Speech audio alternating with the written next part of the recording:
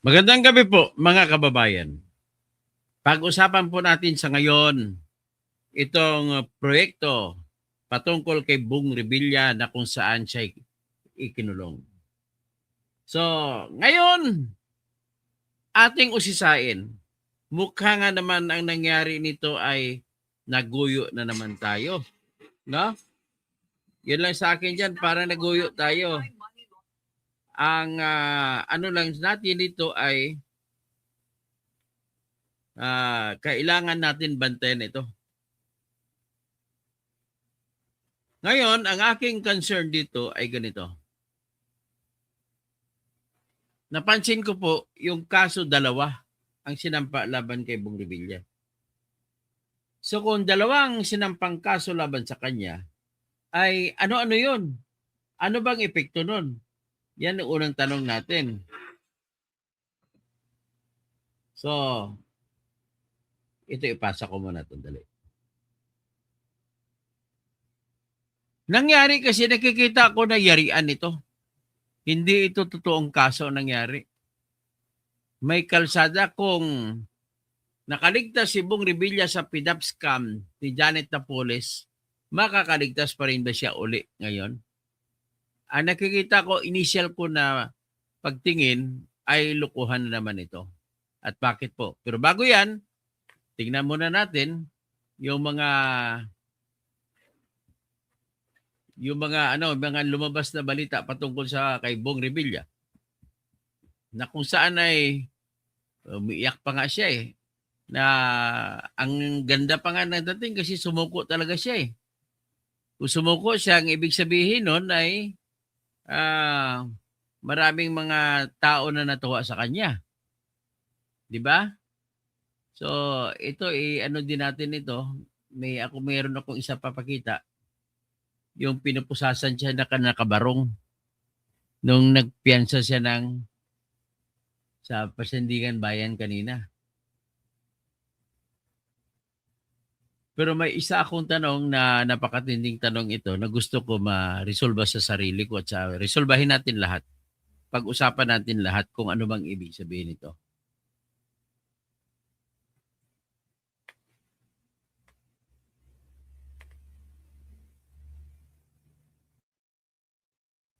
So,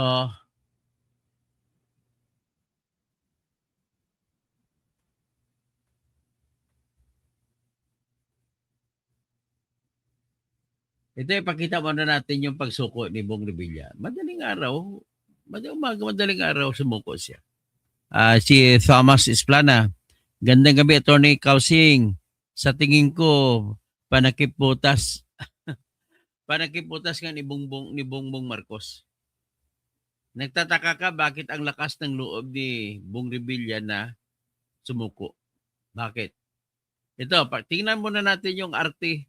Ako, una naawa ako sa kanya eh. Pag nakita mo ito. Sandali.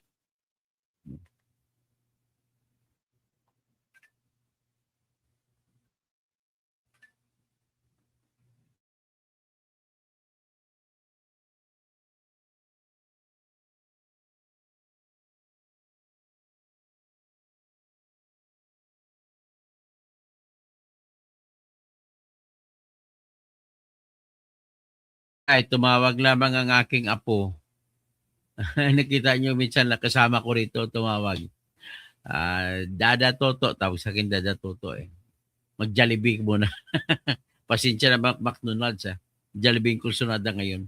But anyway, ang ating pag-usapan ngayon ito, si Bong Revilla. Parang we are now also being cooked up. Niluluto na naman tayo, mga madla. Sa isa namang talagang pag-artista, no? Mayong gabi Melenis J.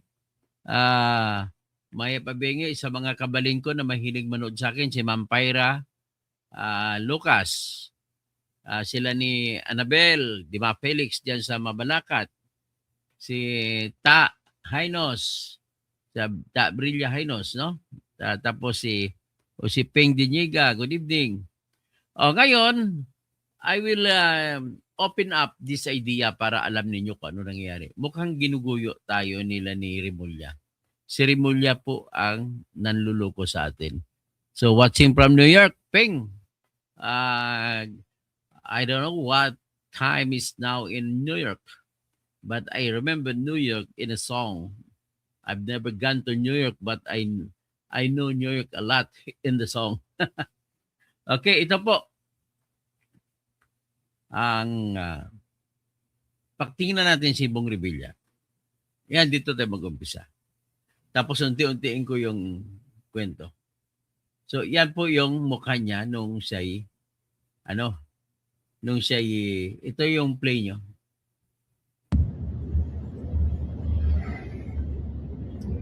Magandang gabi po mga kababayan. Nakatanggap po kami ng impormasyon na lumabas na yung aking warrant of arrest. Nakakalungkot po, parang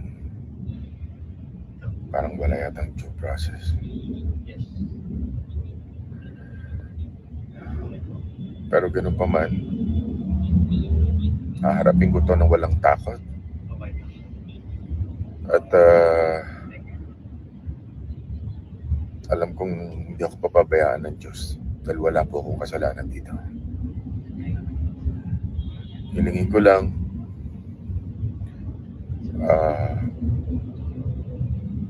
hingi ako ng panalangin at patatagin niyo rin po ang aking pamilya.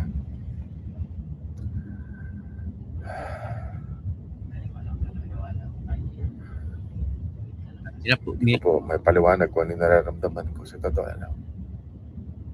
Napakasakit po para sa akin at para sa aking pamilya. Tama, madilim, no? Yun lamang po. Maraming salamat.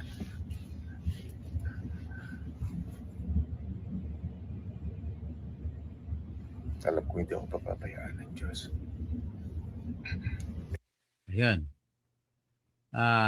Ganun pa man, ay tumatawag pa rin siya sa Diyos. Pero, yung pinagtatakahan ko, parang nilagay ito sa bulsa nitong mga Remulla Brothers. Kasi kababayan nila si Bong. Napansin nyo ba yung pakulo ng mga Remulla Brothers bago nangyari ito? Nagpakulo sila na mayroong nag-alok sa kanila na tig-1 bilyon. Kapalit daw kaso. Bakit nila sinabi niyan? Alam mo, yung ugali nating mga tao, kung nagtatrabaho ka sa kaso, kaso lang. Kung ikaw ay ombudsman, doon ka nakatutok sa kaso lang. Ang siguraduhin mo kung ikaw ay totoo o tapat sa iyong trabaho, siguraduhin mo na hindi makakalusot ang iyong kakasuhan. Trabaho mo yun eh. At kailangan naman yan kasi ang pinaparusahan mo na pilit kahit korte pa magkakaso ay mag-sentensya, gusto mo lang ipakita sa bayan na dapat hindi masusunod yung ibang magnanakaw. Kaya lang, ang nakakasakit po nito bago ko ipagpatuloy kwento ito, siguro tayo ang may karapatan umiyak. Tayo mga mamamayan. Bakit po? Hindi nyo ba napansin? Parami na parami ang magnanakaw. Umaabot na po hanggang sa level ng barangay kapitan, barangay kagawad. Lahat na po, pag tumakbo ka sa mga pwesto, nawawala po ang ating ang aking tapang na umangkin ng isang pwesto na nanalo ako kasi ang tingin ko sa lahat ng politiko ngayon mga korap.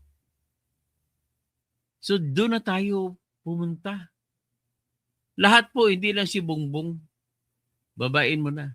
Hindi lang sa grupo ni BBM, sa grupo rin ni Duterte.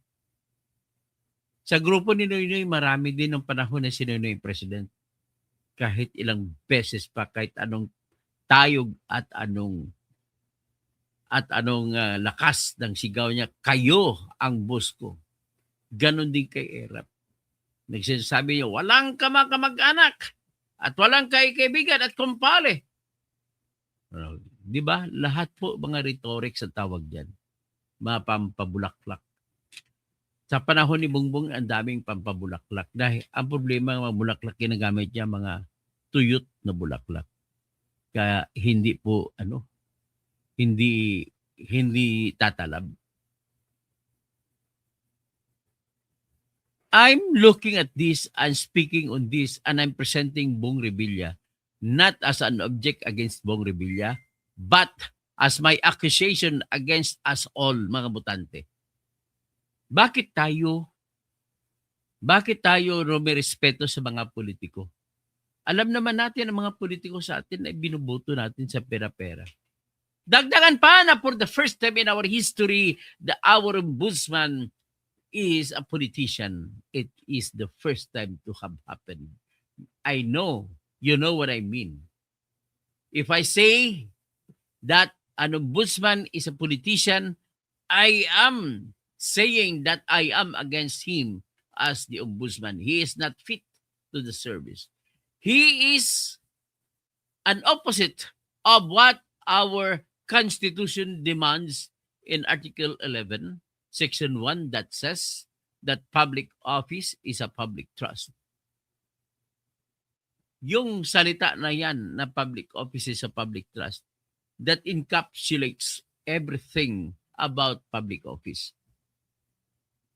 Sa ngayon, magpulis ka.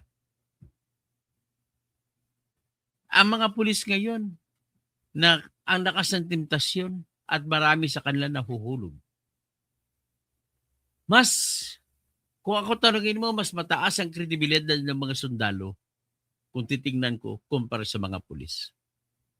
Ang mga pulis kasi nalalagay sila sa kanilang trabaho, nalalagay sila sa sitwasyon na maraming umaalok ng mga opportunity sa kanila. Arestuhin mo tulad si Bong. Kung ayaw ni Bong, magbibigay ng pera si Bong. Arestuhin mo si Atongang. 10 million ang balato o di kaya ang regalo o di kaya ang gantimpala sa sinuman na makapagbigay ng tip o kaalaman kung saan si Atongang at humahuli. Ang problema, mangyari ba yan? Sa totoo lang, ilagay nyo, think about it. You put yourself in the shoes of a person who is in front of Atongang. You know that there is that 10 million reward coming from your tip about Atongang. Ang tanong, ititip mo ba? Kung bibigyan ka ng 20 million. So that makes the difference. Ngayon, ang dami pinayaman itong baha na ito. Number one, siyempre, sa ngayong panahon, si Bongbong Marcos. No one can defeat him. Second, si Martin Romualdez. At saka itong, pasensya ka na Ping Lacson, the way I look at you is that you are always doing something to exonerate, to save Bongbong Marcos. Ano papel mo? Gusto mo tatakbo ng presidente sa sunod? O binibigyan ka dyan? Kaya inagaw ninyo ang trono sa Senado? O ito si Bong. He is only one of those. Ituloy muna natin kay Bong. O for the first time nakakita ka ngayon ito kay Bong. Oh. Pakita ko lang sa inyo. Kumbaga ini-indict ko ang lahat tayo. Panahon na siguro na magboto tayo na maayos. At huwag natin iboto yung mga tao na nagbibigay ng pera.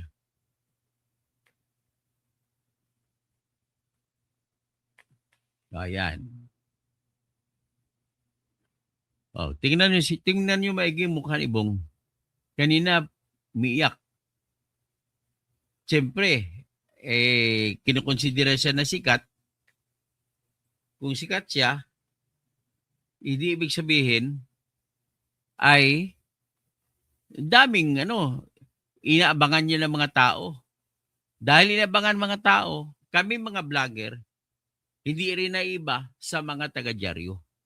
Na sila, hahabulin din nila yung mga balita na ilalabas tungkol sa mga sikat na tao para marami ang babasa, marami ang bibili ng mga dyaryo. Ganun po yan. Yan ang katotohanan na hindi natin maalis.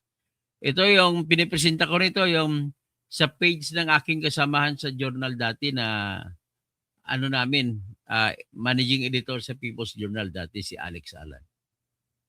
Ngayon, pinost niya ito si Bong Revilla. I love the angle. Ang ganda ng pagkakuha ng kamerista nito. So, it represents, palaki natin para makita natin ang mukha ni Bong. How lonely is he? Oh, makikita ka ba na loneliness sa kanyang mukha? So, yan po ang titignan natin. Kung may loneliness ba tayo nakikita?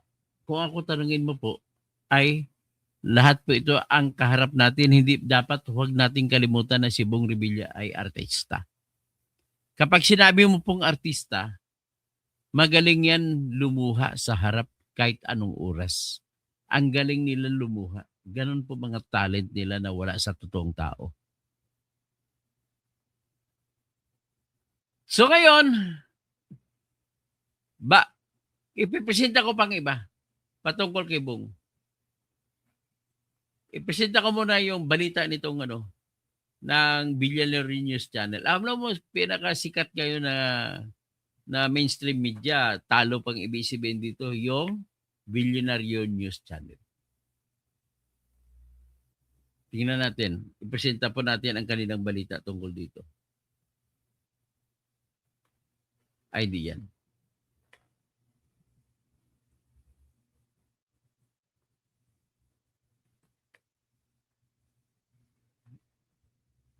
O ito, tingnan natin. Ang balita, bago ko ilatag sa inyo lahat kung bakit ko nasabi na parang lukuhanan mo ito.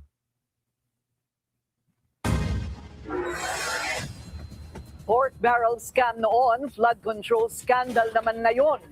Tila hindi na talaga natuto daw si former Senator Bong Revilla matapos humarap sa Sandigan Bayan sa New Quezon City Jail sa Barangay Payatas ang bagsak ng dating mambabatas. Yan ang... Okay, bago ipagpatuloy, nais ko lang bang punain si Ma'am Corina Sanchez Rojas. Sabi niya PDAP scam noon, PDAP control naman ngayon. Tila daw, may salita pang daw, tila daw hindi natututo si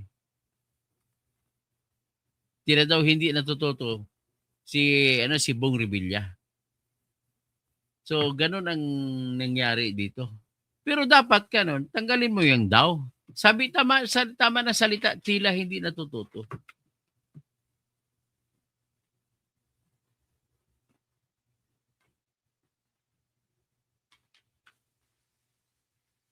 So, ngayon, ang mangyari nito is,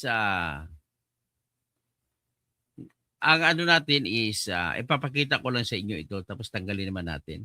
Ipatutuloy natin. Agenda report ni John Manalo, live nag-uulat mula sa Sandigan Bayan. John, ano na ang latest sa kaso ni dating Senador Revilla? Corina, balik kulungan na nga si former Senator Bong Revilla. Ngayong muli siyang humaharap sa kabi-kabilang kaso kaugnay naman sa flood control scandal. At tila nag-level up nga itong hinaharap niyang kaso dahil kung dati ay 10 million pesos lang itong pinag-uusapan sa kinasasangkutan niyang kaso, ngayon ay dawit siya sa 92.8 million pesos na umano'y ghost infrastructure project sa Pandibulacan, kung saan siya ay humaharap ngayon sa kasong graft at malversation. Dumating si Revilla sa Sandigan Bayan pasado alas 10 ng umaga ngayong araw bilang bahagi ng kanyang mga pagdadaan ng proseso bago siya ikulong. Humarap siya sa Sandigan Bayan 3rd Division para sa kanyang return of warrant, booking procedures at commitment order, kung saan nagdesisyon ng korte na pansamantalang ikulong si Revilla sa New Quezon City Jail sa Payatas. Pero may pending motion pa ang kampo ni Revilla na humihiling na sana ay sa PNP Custodial Center sa Camp Crame ikulong ang dating senador dahil daw ito sa security reasons. Nakatakda itong pag-usapan at pagdesisyonan ng korte ngayong Biyernes. Pero paliwanag nila, hindi maaaring ilipat si Revilla ng walang utos ng korte. Nanindigan din ang Sandigan Bayan na ayaw nilang magbigay ng general impression na may special privilege ang dating senador dahil lahat ng akusadong lalaki sa flood control scandal ay nakadetina sa New Quezon City Jail. Nagbigay din naman ng commitment ang BJMP na magdadagdag sila ng tauhan para masiguro ang kaligtasan ng dating senador dito sa kanilang facility. At bagamat non-bailable o walang piyansa ang kasong malversation, 90,000 pesos naman ang itinakdang piyansa para sa graft charge ni Revilla. Agad din siyang nagpiyansa sa Sandigan Bayan 4th Division Clerk of Court ngayong araw kung saan lilitisin ang kanyang kasong graft. Nanindigan naman si Revilla na malinis ang kanyang konsensya sa kabila ng mga patong-patong na kaso laban sa kanya. May komento rin ang anak niyang si Cavite 1st District Representative Jolo Revilla tungkol sa pagkakaaresto ng kanyang ama. Siyempre nalulungkot kami. Pero nire-respeto namin yung mga institution and yun na lang muna siguro. Paliwanag naman ng legal counsel ni Revilla na si Attorney Francesca Senga, hindi admission of guilt at liability ang kusang pagsuko ni Revilla sa CIDG kagabi. Nag-surrender siya upang harapin ang mga paratang laban sa kanya. Okay? In fact, si former Senator Ramon Bong Revilla is actually eager for the judicial process to proceed. Bakit? Kasi so that the alleged evidence against him or the lack of it would finally be judicially scrutinized in keeping with the dictates of due Kaya ang galing process. nila mag-arte ha. To tell you, ito na ngayon, ilalatag ko na sa inyo. Ano ang rason sa likod? Bakit ang lakas ng loob ni Bong Revilla sumuko? Ito po. Ang kinaso sa kanya patungkol po sa 92.8 na total na halaga na napapaloob sa mga magkatabi-tabi ng mga proyekto doon sa Pandi, Bulacan at saka iba pang bayan na katabi ng Pandi, Bulacan. Ang kinakaso po sa kanya ay 92.8 million kuno na binulsa niya. Yan ang isa sa mga kinaso. Pangalawang kinaso, tandaan niyo ito. Dapat matutunan niyo ito. Ito napaka-importante na mga bagay na bihira lamang ang mga ordinaryong mamamayan nakakaalam. Pero ginagamit po ito ng mga opisyal ng bayan natin, lalo na dyan sa mga piskalya, mga judge, na diskarte na mapapalabas ang tao na hindi halata. Ito po ang gagawin nila. Nagmumula sa isang insidente. Ano yung insidente na yun? Pag dugtugin mo yung mga proyekto, isang insidente lang yun. At ang kabuuan na inaako sa kay Bong Revilla na naibulsa niya 92.8 billion. Actually, hiwalay pa yun sa tinistiguhan ni Yusek Bernardo na ibang mga kagaya ng 250 million na nasabi niya binigay niya. Well, that has yet remained to be seen and to be compared with all other evidence. Pero ito po ang nangyari dito. Kinasuhan si Bong Revilla. Una, falsification. Ano ba yung falsification? Yung pinalabas nila kasama niya, kakutsaba niya mga inhenyero ng DPWH. May kakutsaba rin siya na kung sino-sino pang iba. Ang kutsabahan ay ganitong nangyari. Pinalabas kunwari na nagkaroon ng bidding para maumpisa ng mga proyekto. Pagkatapos mapalabas na nagkaroon ng bidding, nakapapel po lahat yan. Pirmado ng lahat ng opisyal ng mga members ng Bids and Awards Committee. Yan ang unang step. Pero yung unang step na yan, mangyayari lamang yan kung mayroon ng endorsement si Bong Revilla na umpisahan na yung proyekto. In other words, what was the participation of Bong Revilla as a senator? Yan ang problema sa sistema natin, hindi nawawala yung tinatawag ng proponent. Sino nag-propose niyan? Kaya kung maglagay ka ng tarpaulin, proposed by Yan. Tapos pag nakalagay na propose by, nire-respeto din. At hindi umpisa ng proyekto kapag hindi nag-go signal yung nag-proponent. So that is one anomaly that we have yet to survive from. So ngayon, nang naaprubahan na, nagkaroon ng bidding, palabasin kunwari may kontraktor na nanalo. Pagtapos dyan, nakapapel yan. Mayroong award, may papel, binigay siya yung award. O panalo ka, ganito, ganito. Tapos, may tinatawag na progress billing. Ang bayaran po sa kontrata ay hindi buo-buo. Halimbawa, 96 million. Hindi binibigay ang 96 million ng buo. Kung hindi, papalabasin na kunwari, unang billing, 10%, bayad 10% ng halima, 100 billion ang kontrata, 100 million ang kontrata. Binigyan mo na ng 10 million. Kasi 10% pa lang natapos o 10%.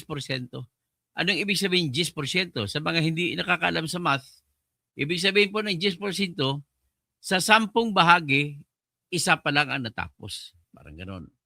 Next, trabaho naman kunwari, yung contractor ay papalabasin naman, ang isa sa pipirma dyan ay yung project engineer na tinatawag na nakatalaga sa proyekto na wala sige magtrabaho kundi monitorin lamang ang kontraktor kung maayos ang ginagawa at gaano na karami ang kanyang nagawa.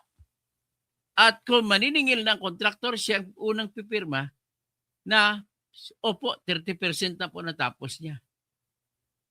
Lahat po niyan step by step, all of the way up to the finish line, sabihin na completed. Pag completed, ibibigay na lahat ng trabaho ng pera. I-release ng, ang sistema pa sa ngayon, ay ito pang problema, the district engineer in every district or engineering district in the entire country ay meron na silang power na mag-release ng pundo. Kagaya dati, dami pang paikutan. Ngayon, direkta na. Siguro naman ang intention nila ay to fast track the projects. Pero matindi na ngayon, ha? Hindi na yung chiki-chiki. Bihira na, pwede na lang, kahit na chiki, magta-transfer na lang gamit ng engineer, district engineer, ang cellphone niya, itatransfer niya up mula sa funds ng DPWH sa nakatalaga sa kanyang district, ililipat niya ngayon sa bank account ng contractor. Ganun po kabilis ngayon. Kaya ganun kabilis ang nawawala ang pera natin. So ngayon, ang mga kasong ito, tandaan ninyo, ang mga kasong ito ayon sa ombudsman, kasi itong ombudsman case na nanggaling, pinalabas lamang na may mga proyekto pero wala. In other words, inimbento ang lahat. Nabayaran, nagkahatian. Ang napunta sa hati kay Bong Revilla, 92.8 million. Yung iba, napunta kay kung sinong engineer, kasama dyan si Bryce Hernandez. Kasama si engineer JP Mendoza. Yung isang engineer Dumasig, isa pang project engineer. Natataka ko ba't hindi kasama si Henry Alcantara dyan, pinaka-boss. Yung deputy boss niya, yung si Bryce Hernandez, kasama sa kaso. Ganon po, sumatotal ang diskarte. So pagkatapos nyon, because that was the manner of the commission of the act of taking the money, sa pagkuha ng pera, ang tawag namin doon ay malversation. Ladies and gentlemen, let it be known. Ang pagnanakaw ng pera kapag pera ng pamahalaan, ang tawag dyan malversation. Ang pagnanakaw ng pera ng individual na tao, dalawang uri. Kung nanakawin mo na hindi niya alam, ang tawag dyan, theft. At kung kinuha mong pera, tinakot mo siya, ang tawag dyan, robbery. Pero kung minsan, ayaw mo siyang lukuan, ayaw mo siyang takutin, minsan dinadaan mo sa panluloko. Kaya makukuha mo pera. Yan lamang po ang uri, 4 na uri, paano makakakuha ng pera. So therefore, may tinatawag naman po tayo na double jeopardy. Ito yung mga uri ng double jeopardy. At anong palang double jeopardy? Kung nakasuhan ka na sa isang kaso, ay hindi ka na pwede kasuhan ng ganong kaso ulit. Ang wording siya sa atin, Constitution sa Article 3, no person shall be twice put in jeopardy. Ibig sabihin, you may be charged with a crime as created by an ordinance in a municipality or a city. Or you may be charged with a crime as passed by our Congress. Pero whatever it is, you can never be charged with two crimes coming from the same incident, the same facts. So ngayon tingnan natin, nagkadugtong-dugtong ang mga proyekto sa Pandi, Bulacan. Magkadugtong-dugtong na flood control. Kino-consider lang yun isa because of what we call as one criminal resolution theory. Ang example po ng one criminal resolution theory, ganito. Hold upper ka, aakyat ka sa bus, hindi mo alam kung ilan ang pasahero ng bus. Basta one criminal resolution mo, hold upin mo sila lahat. Kukunin mo lahat ng pera. Ang tanong, ilang kasong pang-hold up ang isasampa sa'yo? Ang sagot, isang kasong pang-hold up lang. Umangat lang dahil sa amount. At dumami ang victim. But the number of victims and the amount of money that you got are not determinative of how many cases shall be filed against you. Yan ang one criminal resolution theory. Ibig sabihin, nang umakyat ka, ang nakalagay sa isip mo, lahat sila hold upin ko. Yan po ang ibig sabihin. Ngayon dito naman, dalhin natin sa flood control. Pagpasok ng flood control, magkarugtong-rugtong po yan at Senator Bong. So, ang utak kayo ni Bong at saka kasama niya, isang yarian lang yan sa lahat. So, ang party niya ngayon, 92.8 million. So, kinasuhan sila lahat ng tinatawag na falsification. Ano ba yung falsification? Yung pinalabas mo na kunwari, ganon, pero hindi totoo. Kagaya ng pagpalabas, kunwari may bidding, pero walang bidding. Kunwari may proyekto na trabaho, pero walang trabaho. Yan tinatawag na ghost projects. So, in other words, dahil doon, kinuha nilang pera. Nang winidraw na sa bangko ang pera, pinaghati-hatian na nila. Ang pinakamalaki kay Boss Bong. So, kay Kateteng. So, yan po nangyari. So, ang tanong sa mga ordinaryong tao, ilang kaso po mo yan, attorney? Kung 10 nagkarugtong-rugtong na mga flood control, na mga river dikes, o river wall, o revetment, o slope, o pampang, kung tawagin mo sa Tagalog, isang kaso lang yan. Nagkadugtong-dugtong kasi ang plano mo sa panahon na yon, nakawin ang lahat isang isahan. So, isang kaso lang yan. So, therefore, ang tanong ko, makukuha mo ba yung pera kung hindi mo ipapalabas na kunwari tapos na, kunwari may proyekto, kunwari may bidding? Sagot, hindi. In other words, meron tayong krimen na tinatawag na pagkukunwari na falsification. Palabasin mo, kunwari, may bidding, may trabaho, at lahat na kompleto meron.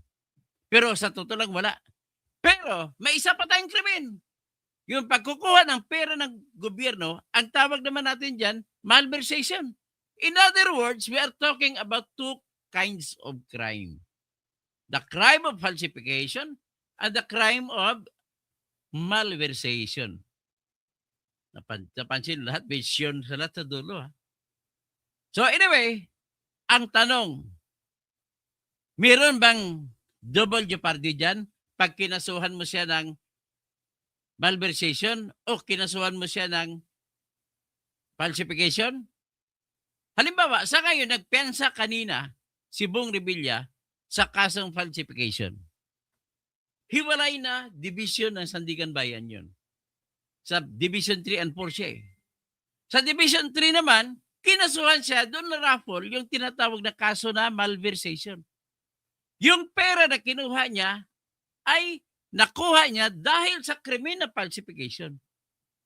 In other words, we are placed in a situation whereby kung saan yung isang krimen na malversation ay kailangan gagawa ka muna ng krimen na falsification para makuha mo yung pera. In other words, included, indispensable, hindi mo pwede walain ang krimen na falsification para makuha mo yung pera. In other words, one crime lang silang dalawa. That is what we call as one criminal resolution theory. Ang pinaka-theory mo talaga dyan, pinaka-resolution mo dyan, pinaka-objective mo dyan, ay kukunin mo lang ang pera. But then, the manner of doing it consisted of two kinds of crimes. In that case, Article 48 of the Revised Penal Code will apply. And it says that if the act results in the commission of two or more crimes, then that act shall be treated as one crime only, where the accused, once found guilty, will be punished in the maximum of the punishment of the most severe crime. So, saan ang most severe between the two? Sa gitna ng dalawang krimen. Yung falsification o yung malversation? Ang malversation po sa amount ay non-bailable. Reclusion perpetua. Life sentence ang parusa. Ang falsification naman, depende kung magkano ninakaw. Kung minsan, ang parusa aabot lang ng mga 12 years o di kaya 8 years. Pero but just the same, you cannot commit in this case of Bong Revilla, you cannot steal the 92.8 million without committing first the first crime, which was falsification. Pag sinabi falsification, pagkukunwari, pinapalabas mo lang. In other words, anong mangyari dito? One of the kinds of double jeopardy is you cannot file a case against any person kung nasampahan mo na siya ng isang kaso na indispensable para sa isang kaso. Halimbawa ganito, sa sample sa kaso ni Bong Revilla, ginawa nila ang krimen na falsification. So, sinampa siya ng falsification. Ang isang uri ng double jeopardy ay hindi mo siya pwedeng kasuhan ng ibang krimen na kung saan ay sakop na yung unang krimen. Sakop na yung falsification. So, sakop na ng malversation. Therefore, nauna ang kasong falsification. Ano mangyari? Nagpiyansa na siya doon. Tingnan mo naman ang pangyayari. Bakit siya nagpiyansa? Kasi alam niya. Ibig sabihin po, ang discarding ito pong diskarte ng mga abogado ng mga saliwa, kagaya ni Remulla. Sinadya niyang ihiwalay ang kasong falsification kaysa kasong malversation. So kinasuhan niya ng falsification si Bong Revilla para makapiyansa at kinasuhan niya rin ng malversation. Anong resulta? Ang abogado ni Bong Revilla magsampa lang po ng motion to quash, tanggal na ang kasong malversation. Ang matitira, falsification na napakaliit. Yan po. Ganon po kung manghudas ang ombudsman. So kung ako ang ombudsman, hindi po ako kakaso ng falsification kasi kasama na ang ginawang krimen na falsification, kasama na sa mas malaki na yung malversation. Kaya, once you have done it once, you can do it twice. Diba? Ang magyari yan parang kanta lang yan, no? Diba? Lumabas yan, nakalaya siya kay Napoles. Alam mo kay Napoles, nakalaya siya? Ganong setup din. Ikwento ko sa inyo. Ang kinaso naman kay Bong Revilla sa panahon ni Napoles, ang facts of the case ay ganito. may PDAP, may pundo siya. Inutusan niya yung tinatawag na implementing agencies na ilipat sa korporasyon ni Janet Napoles ang pera. At hayaan na si Janet Napoles magpapatupad kung ano mga proyekto gusto niya. Si Janet Napoles naman, pinapalabas na kunwari napunta sa mga beneficiaries. It's either ipabibigay ng mga farm implements, seedlings, fertilizers, lahat-lahat, kuminsan pera. Pero ang nangyari, ang ginagawa ni Janet Napoles ay imbento rin, nag-imbento lang ng pangalan na nakatanggap. So, falsification. So, anong ginawa kay Revilla? Kasi yung ginawa na yon, nagresulta sa plunder kasi more than 50 million ang involved. Tsaka, series of crimes. Next, pwede mo rin siya kasuhan ng malversation kasi ninakaw ang pera. Another kind, pwede mo rin siya kasuhan pangatlo ng falsification. Kasi nag-imbento sila na may tao kuno naka-receive ng pera. Walang pinag-iba sa kaso ngayon sa flood control. Anong nangyari?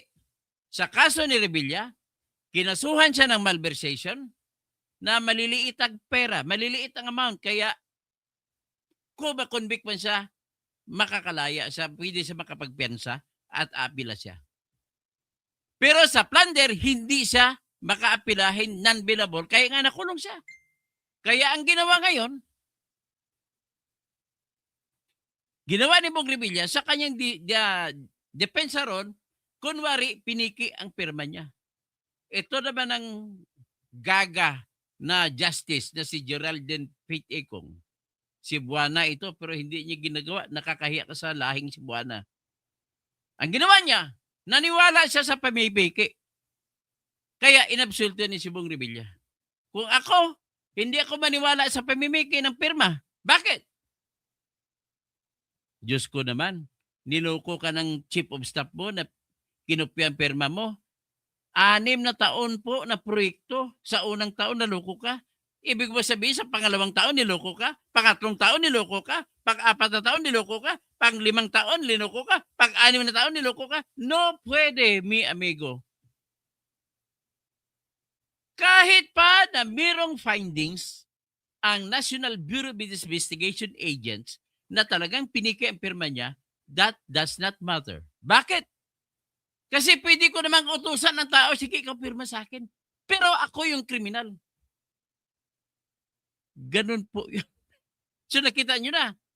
So nung na-absulto sa ngayon sa plunder, mas malaking kaso ang una na-absulto siya. The rest is history. Dahil sana acquitted siya sa plunder, nag-file ng motion ng abogado ni Bong Revilla, lahat ng mga kaso ko na malversation na maliitan, pinagdugtong-dugtong, naging plunder, ay dapat dismiss na rin kasi double jeopardy. Balik tayo sa flood control. Kinasuhan siya ng falsification sapagkat pinalabas na kunwari may proyekto pero wala. Falsification. Pero yung falsification na yan, kailangan niyang gawin para kumita siya, makukuha na lahat ng pera para sa proyekto. And that act of taking money is malversation. So pag malversation, by virtue of the big amounts involved, non-bailable. In other words, ang diskarte ngayon ng abogado ni Bong Revilla, pabasahan na kagad ng kaso si Bong Revilla sa falsification. At kung mabasahan na, naku, hindi na mababago. Bawal na baguhin ng krimen ang kaso. Kapag ma-arraign na ang tawag niya, arraignment. Kung mabasa na. Ano ba kayo? Ano mangyari sa mas malaking krimen na malversation? Wala. Mag-file lang ng motion motion to quash. Quash to now kagad yan. Hindi na pwedeng isampa. Kasi lalabag ka na sa double jeopardy na batas ng ating konstitusyon na sinasabi, no person shall be twice put in jeopardy. The first jeopardy is in the falsification case, in this case. And the second jeopardy would be in the malversation case. So, Kaya iyan ang aking alay sa inyo na kaalaman. Muni-muni tayo lahat. Magdasal tayo na mabisto to sila. Sigurado ako ganun ni gagawin sa kaso na ni Jinggoy. Sila ni Joel Villanueva, sila ni Chis Escudero. Lahat pa, pati kay Romualdez, kay Saldico, lahat-lahat ganun gagawin nila. Happy ending pa rin sila. Tapos ikumpara mo sa isang snatcher ng cellphone sa Quiapo, bugbog sarado, kulong kagad. Pero pag congressman, nahuli mo na, magdadasal ka na lang kung paano siya mahuhuli. Huling-huli na, hindi pa susuko, hindi pa mag-resign. Nabigyan na mga mali-malitang pera na 2 billion kada buwan mula September 2022 hanggang August 2025. Ay, tinitingnan pa ninyo na walang kasalanan si Bong Revilla? Bong Revilla, Bongbong Marcos. At ang kanyang pinsang buo na si Martin Romualdez. Ganon tayo katindi. Kung ang nakawan ay trilyon, idaan mo na sa investigasyon sa Senado o sa Kongreso. Pero kung ang nakawan ay cellphone, kulong kagad. Yan ang ating sitwasyon sa buhay nito. Kaya magandang gabi po sa inyong lahat. Si Pilipinas, sa technical lang nila, Bright, tawagin nyo technical pero masustansya pong ganyan. Substantive provision. Bombay, tapos sa Pilipinas, ang naghatol, wala ginsabay. Siyempre, hindi magsabay-sabay para papasok ang double party. Kasi ang mangyari dyan, paunahan yan eh. Alin ang unang kaso na kung saan siya binasahan, yun ang mamayani. Yun maiiwan. Ang the rest ay tapon. Kaya kung ako ang abogado ni Bongbong, na ako ay tuso rin, na abogado, bigyan niyo ko ng pera, ay, magpapabasa na tayo ng kaso sa falsification. Hayaan mo yung hayaan mo yung malversation na yan. Mag-motion to cause lang ako, pagkatapos ka na mabasahan, at magsabi ka lang not guilty, ay hindi na yun, hindi na mapapatuloy ang kasong isa. So good evening, sabi naman ni Ope Liagugo, taga Lambunaw, taga Lambunaw, Iloilo to. Mga Liagugo family. Rachel Gustilo, Dr. Toto, ako pinagdadasal ko araw-araw lahat ng mga kawatan na ito ay atakihin sa puso. Yan na lang talaga, maihako na natin. Imbis na makasuhan mo, wala rin. Lusot din sila kasi marami silang pera pabayad. Salamat, attorney, sa kaalaman. Ay, sasabihin ko sa inyo bakit nakalusot sa plunder? Bakit pinaniwalaan yung peking pirma? Kasi sa aking kausap, binigyan ng 200 million si Geraldine Faith Ekong na Justice ng Sandigan Bayan. Kaya niya inabsuelto sa plunder si Bong Revilla. Tapos sino pa isa? Si Rachel Gustelo, si Love TV Patrol. So Rachel DC, ang aton ombudsman nasa Lalalanda, taga Kublanja yun, na binenta sa Pugo. Kunwari, galit sa Pugo. Kunwari, galit kay Duterte. Pero nung araw, tumatabi sa kama kay Duterte. Pilipinos, drawing lang ni Napolis. O drawing lang lahat. Simple, mga pinakulong ni Pinoy kasi sangkot. Nakalaya din. Walang kamalay-malay si Pinoy kasi hindi siya abogado. Kaya importante yung presidente na abogado para pati diskarte, masisita niya yung ombudsman kung nagdidiskarte. Sino pa isa? Si Wilfredo Gabriel Castillo. Correct, sabi niya. Tapos si Masya Rachel Gustelo. Good evening, Dr. Toto Virador. Keep watching always at your live. God bless you always in good faith. In nighttime, we will win. Soon, nakakatawa ang gobyerno, Kawatan Gidya. Sila tanan. Tansin, kawawa kita. Okay, nga haba, no? Jigeriarte, Filipinos. Ti Soto na time. Kampihan na ng tatay niya. Ay, ganun nga. Heber Hermoa. Tapos si Leonard Brusas, wala silang pakialam sa mga constituent nila, ang Bacoor, ang dilim-dilim. Ganun ba? Sa mga rebelya yung Bacoor eh. Leonard Brusas, good evening, Katoto. Taga Cavite here. Tama lang yan, makulong. Pare-parehas lang yan. Sila ni Rimulya.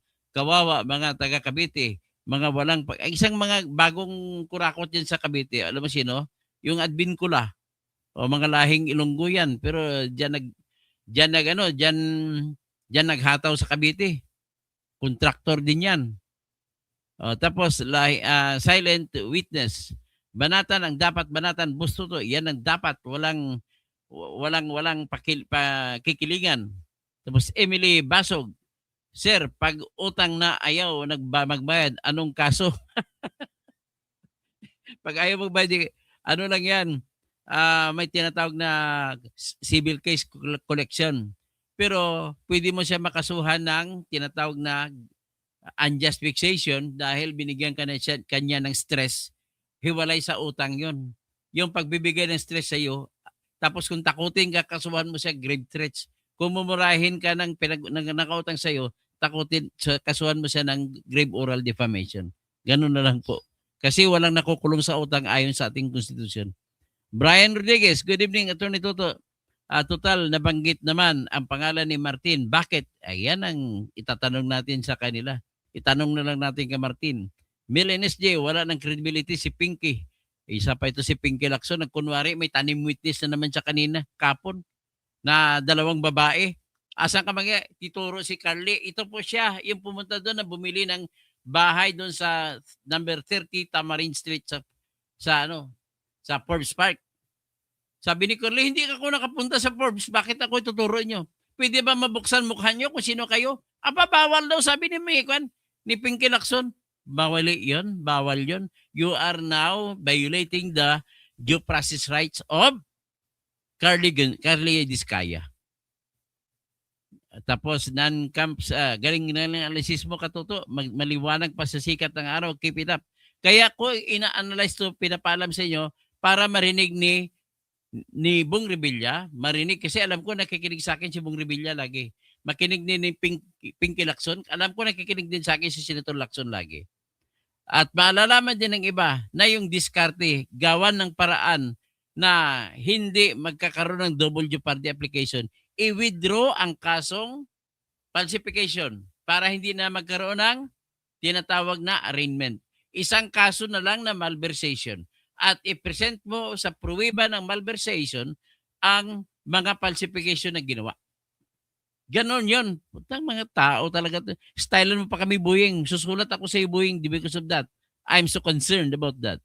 Bira mo, bilyon ang pininakaw, maabutin sa bilyon, tapos hindi makukulong. So, Dennis Ramirez, attorney, parang ikaw dapat ang Supreme Court. Maganda ang analysis mo, hindi kaya ng iba. Salamat po. Maria Victoriana Sanchez, kung ano-ano ginagawang issue para mawala ang focus ng tao sa flood control. Tama po, ginagawa silang issue.